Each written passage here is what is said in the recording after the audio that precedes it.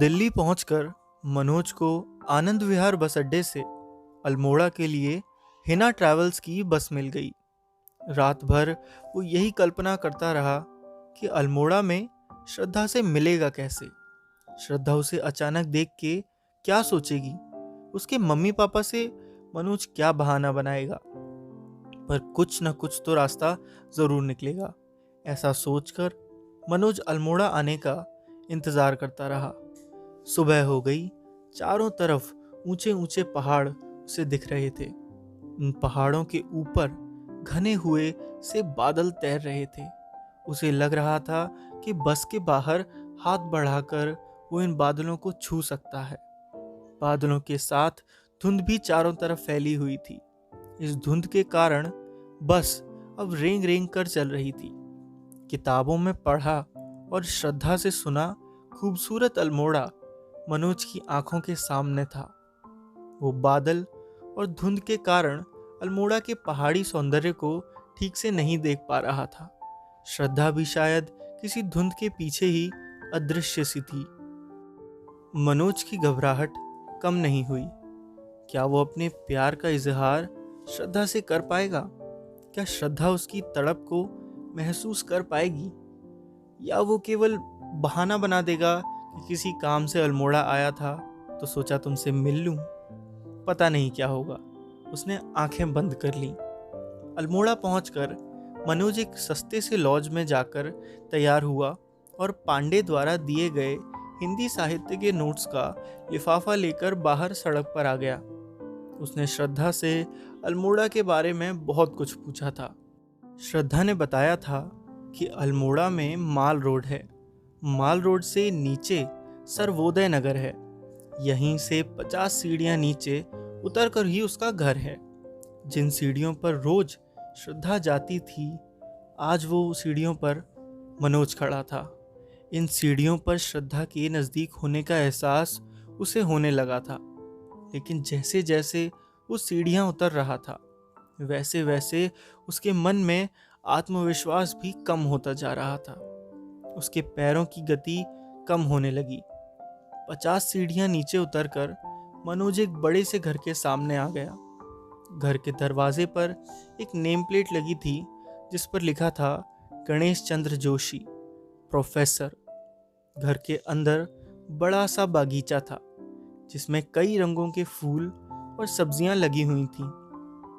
मनोज की हिम्मत अपनी प्रेमिका के दरवाजे पर आकर जवाब दे गई। उसे समझ नहीं आ रहा था कि अब वो श्रद्धा का सामना कैसे करेगा, क्या कहेगा उससे। उसकी सारी कल्पना, सारी रणनीति गायब हो चुकी थी। मनोज ने हिम्मत करके घर की घंटी बजाई। उसे अब अपनी धड़कनों की धमक का शोर खुद सुनाई दे रहा था। कुछ देर तक किसी ने घंटी की आवाज नहीं सुनी। अगर कुछ देर तक कोई न आए तो उसे लगने लगा कि अब तो वो गिर ही पड़ेगा घबराहट में। उसमें जैसे खड़े होने की शक्ति ही नहीं बची थी। क्या प्रेमिका के घर पहली बार आने पर ऐसा ही लगता है? उसका ये अनुभव एकदम नया और अकथनीय था। उसके पैर अब कांप रहे थे। तभी एक नौकरनुमा लड़का बाहर आया। मनोज ने 2-3 लंबी सांसें लेकर गले को बोलने लायक बनाया और उस लड़के से बोला, मैं दिल्ली से आया हूँ, श्रद्धा जोशी से मिलना है। लड़का मनोज से पीछे आने का कहकर आगे चलने लगा। वो अब उसी घर में था जहां श्रद्धा रहती थी, जहां श्रद्धा ने अपना बचपन गुजारा था। वो अब उस बागीचे से गुजर रहा था जिसका एक पौधा, गुलाब, गेंदे, सेवंती के फूल श्रद्धा के हाथ के स्पर्श से खिलखिला रहे थे। लड़का उसे बैठक में बिठाकर अंदर चला गया। मनोज को कांच की अलमारी में वाद विवाद निबंध, गायन प्रतियोगिता में जीते ढेर सी ट्रॉफियां और कप दिखाई दिए। हर एक पर श्रद्धा जोशी नाम लिखा है। पास ही एक तस्वीर टंगी है जिसमें श्रद्धा रंगोली निकाल रही है। श्रद्धा को तस्वीर में देखकर उसने सुकून की लंबी गहरी सांस ली, जैसे उसने अपना लक्ष्य पा लिया हो। मनोज अब श्रद्धा के आने का इंतजार कर रहा था। उसकी आंखें उसका चेहरा, उसका मन उसके कंट्रोल में नहीं था। श्रद्धा का अब कोई अता पता नहीं था। उसकी नजरें श्रद्धा को ढूंढ रही थीं। उसके कान श्रद्धा की आवाज सुनने को तरस रहे थे। तभी अंदर से श्रद्धा की मम्मी आ गई। मनोज ने श्रद्धा की मम्मी को नमस्ते किया। नमस्ते आंटी, मैं दिल्ली में श्रद्धा के साथ पढ़ता था। श्रद्धा की मम्मी ने अभी तक श्रद्धा को नहीं बुलाया था। क्या पता पहले वो मनोज को परख लेना चाहती हो, फिर श्रद्धा को बुलाएं, या मुरैनाओं की माता जैसी किसी अनजाने लड़के से अपनी लड़की को न मिलने देना चाहती हो। उसे समझ नहीं आ रहा था कि सच्चाई क्या है। श्रद्धा कहाँ है? ऐसा तो नहीं श्रद्धा घर पर ना हो, कहीं बाहर गई हो? कई तरह के प्रश्न, आशंकाएं, उम्मीदें मनोज के मन में आ रही थीं। तुम दिल्ली के रहने वाले हो? श्रद्धा की मम्मी ने मनोज से पूछा। उसे अब मम्मी को जवाब देने थे। मैं ग्वालियर का रहने वाला हूं, मनोज ने छोटा सा उत्तर दिया। मनोज मम्मी से ज्यादा बातें नहीं करना चाहता था, पर मम्मी के पास आज शायद बहुत वक्त था। ग्वालियर, भिंड मुरैना का तो बहुत नाम सुना है, मम्मी ने मनोज से कहा। मनोज को यह सुनकर अच्छा लगा कि उसके शहर का नाम दूर पहाड़ों तक रोशन है। मम्मी ने अपनी अधूरी बात पूरी की। अभी भी वहां डाकू बंदूक लिए दिख जाते हैं क्या? सुना है बहुत लड़ाई झगड़े वाले लोग रहते हैं, बात बात पर बंदूक चला देते हैं। संगीत की शिक्षिका अब समाज शास्त्र में रुचि ले रही थी। अपनी की गई प्रशंसा की वो अब व्याख्या कर रही थी। मनोज को ये चर्चा अपने भविष्य के लिए खतरनाक लगने लगी। उसे पता नहीं था कि चंबल की बंदूकें बिना चले अल्मोड़ा तक खौफ पैदा करती हैं, पर उसने बात संभालने की कोशिश की। अब ऐसा नहीं है। ग्वालियर पढ़ाई में अब बहुत अच्छा हो गया है। सिंधिया स्कूल तो पूरे देश में फेमस है। मनोज ने सिंधिया स्कूल का नाम सुना था। अपने इलाके के समर्थन में मनोज ने देश भर में प्रसिद्ध सिंधिया स्कूल के नाम का सहारा लिया। इतने बड़े स्कूल का नाम सुनकर श्रद्धा की मम्मी आगे कुछ नहीं बोली। श्रद्धा की बात को छोड़कर मम्मी सब बातें कर रही थी। मनोज को समझ नहीं आ रहा था कि वो कैसे मम्मी से कहे कि श्रद्धा को बुला दो।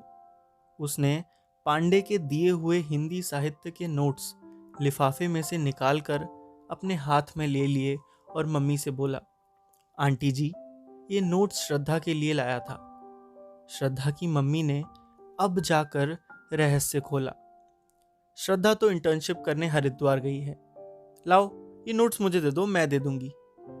कल्पना और सपनों का बड़ा सा महल टूटकर जैसे जमीन पर गिर पड़ा और अदृश्य हो गया।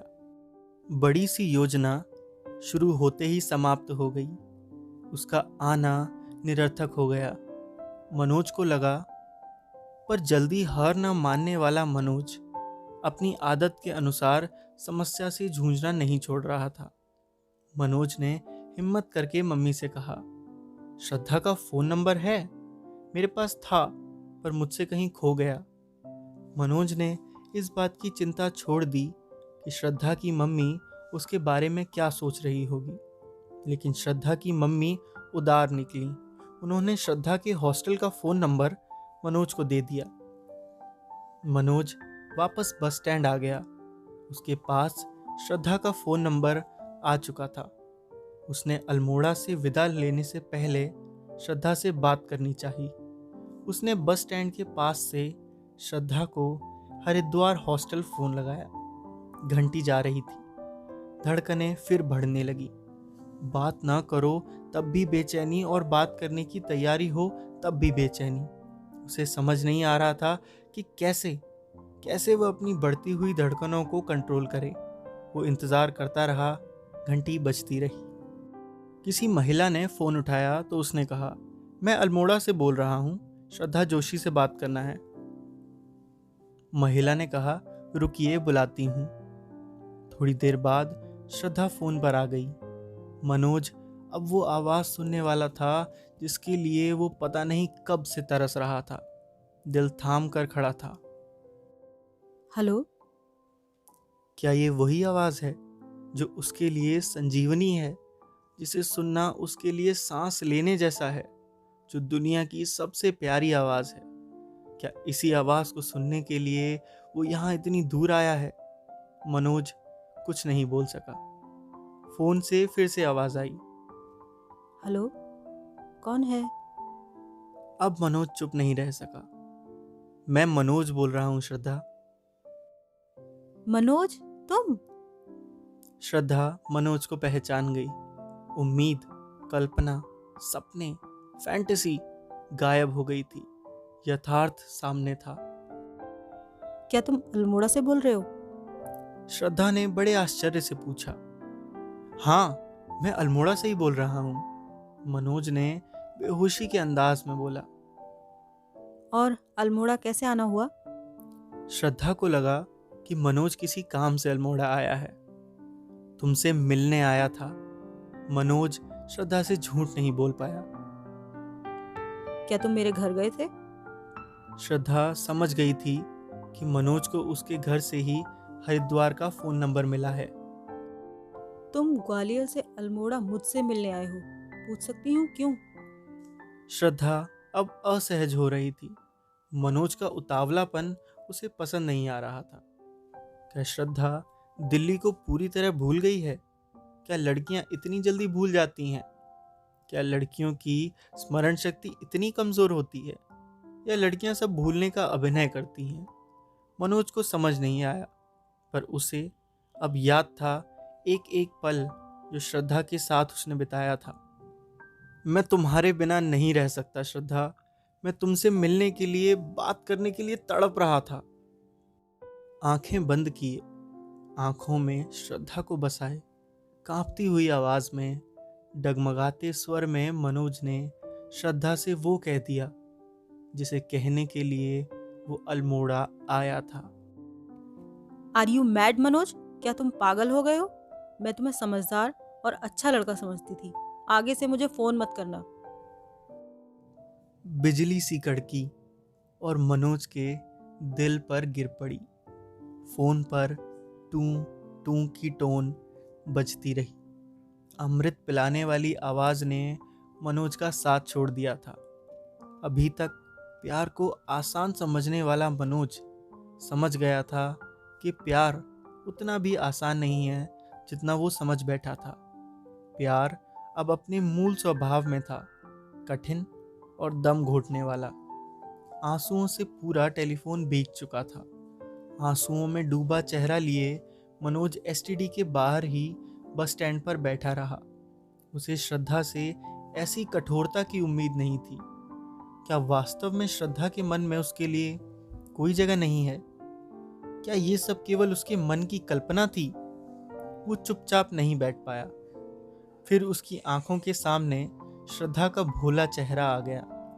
मनोज सोचने लगा, नहीं, मैं किसी को भी पहचानने में गलती नहीं कर सकता। श्रद्धा सबसे अच्छी है, वो कभी गलत नहीं हो सकती। मेरी ही गलती है जो उसके घर पहुंच गया। मुझे अल्मोड़ा नहीं जाना चाहिए था। कुछ देर पहले श्रद्धा के व्यवहार से दुखी मनोज ने श्रद्धा के प्रति अपने भरोसे और प्यार को कम नहीं होने दिया। तभी मनोज को किसी की आवाज सुनाई दी। आप मनोज शर्मा हैं? यह एसटीडी वाला था। आपका फोन है। मनोज फिर एसटीडी पर पहुंचा। श्रद्धा फिर से फोन पर थी। इस बार उसने अपनी नाराजगी को छुपाते हुए मनोज से कहा, मनोज, ये तुम क्या कर रहे हो? तुम्हें अपनी पढ़ाई पर ध्यान देना चाहिए। तुम्हारा मेंस एग्जाम कैसा गया? प्यार की तलाश में 1000 किलोमीटर दूर आए मनोज को अब अपनी पढ़ाई का रिपोर्ट कार्ड श्रद्धा को देना था। उसके जीवन की असफलताओं की लंबी श्रृंखला में एक और कड़ी जुड़ गई थी। उसने अपना मेंस एग्जाम इंग्लिश के पेपर में गलत ऐसे लिखने के कारण अधूरा छोड़ दिया था। श्रद्धा उससे उसकी यही उपलब्धि पूछ रही थी। मनोज ने श्रद्धा से कहा, मैंने मेंस एग्जाम नहीं दिया। इंग्लिश कंपलसरी पेपर में ऐसे गलत लिख लिया था। मनोज ने झिझकते हुए अपने अधूरे एग्जाम की कहानी श्रद्धा को कह सुनाई। श्रद्धा कुछ देर खामोश रही। फिर श्रद्धा ने मनोज को समझाते हुए कहा, मनोज, इस समय तुम्हें पढ़ाई के अलावा कुछ भी दिमाग में नहीं लाना चाहिए। बहुत मुश्किल से मुख्य परीक्षा देने को मिलती है और वह तुमने अधूरी छोड़ दी। अपनी उन कमियों को दूर करने की जगह तुम यहाँ अल्मोड़ा बेकार की बातों को दिमाग में लिए चले आए। क्या इस तरीके से तुम कभी एग्जाम में सफल हो सकते हो? तुम ही बताओ। मनोज कहना तो चाहता था कि तुम एकदम सही कह रही हो, लेकिन वो कुछ नहीं कह पाया। वो चुपचाप फोन पर श्रद्धा को केवल सुनता रहा। लेकिन श्रद्धा की बातों से उसे लग रहा था कि उसका रीता मन फिर से भरने लगा है। उस भरे मन में अब कोई भय नहीं है, कोई आशंका नहीं बची, न श्रद्धा के प्रति और न अपने लक्ष्य के प्रति। तो दोस्तों, ये था 12th फेल बाय अनुराग पाठक हिंदी ऑडियो बुक का पार्ट 21। कल फिर मिलूंगा आपसे एक नए एपिसोड में। तब तक के लिए हंसते रहिए और मुस्कुराते रहिए।